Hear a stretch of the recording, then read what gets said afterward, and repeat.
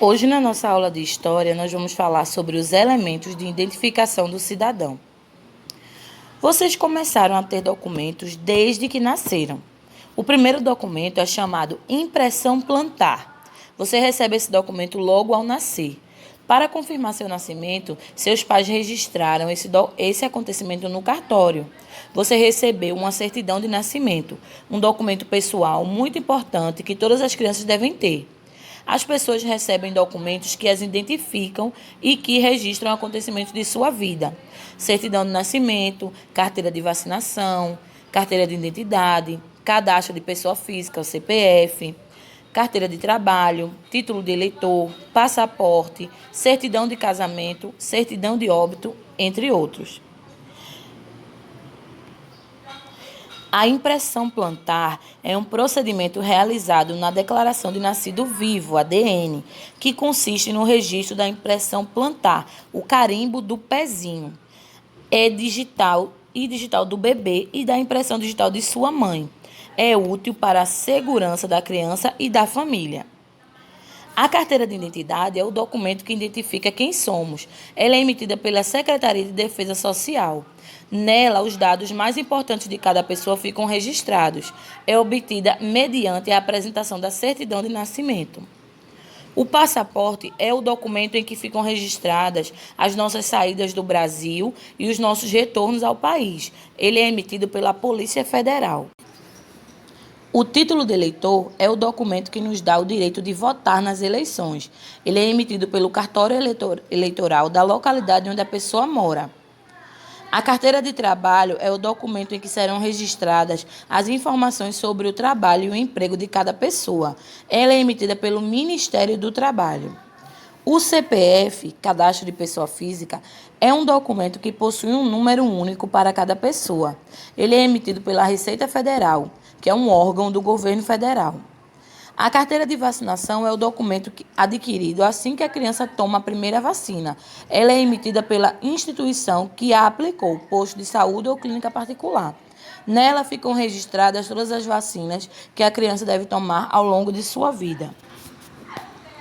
A certidão de nascimento é o documento que deve ser obtido assim que uma criança nasce. Ela é emitida por um cartório. Nela estão registrados diversos dados da criança. A certidão de casamento é o documento que registra o casamento entre as pessoas. Ela é emitida por um cartório.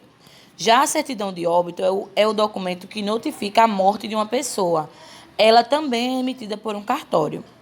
Assim, em diversas situações de nossa vida, teremos que tirar, apresentar ou exigir documentos. Portanto, é importante que possamos conhecê-los, usá-los adequadamente, cuidar para não perdê-los e zelar por eles para que estejam sempre em boas condições. Uma curiosidade: a carteira de vacinação é um documento importante e obrigatório. Ela deve estar sempre atualizada com as informações sobre as vacinas que a criança tomou. É preciso ter cuidado para não perder esse documento. Agora vocês vão responder as atividades das páginas 27 e 28.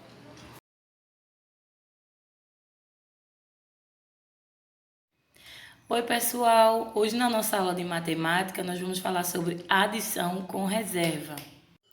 Vamos lá, adição com reserva. Uma dica importante é lembrar que as unidades elas vão do número 1 ao número 9, certo? Usando o exemplo do livro de vocês, vamos lá. Na biblioteca da escola Joaquim Álvares, os alunos costumam fazer empréstimos de livros. Os empréstimos foram registrados em uma tabela, que deu o seguinte: no mês de março foram emprestados 125 livros, no mês de abril 244 livros e no mês de maio 312 livros, certo?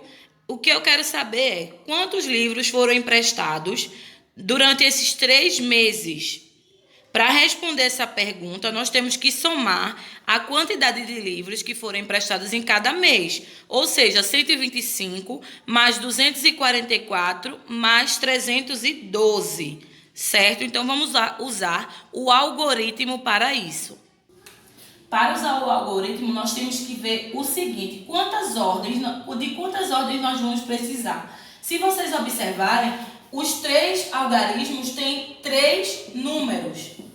Ou seja, 3 ordens, certo? Unidade, dezena e centena.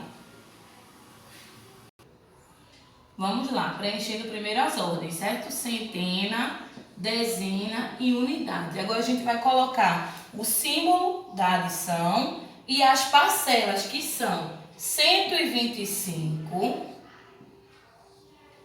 244 e 312.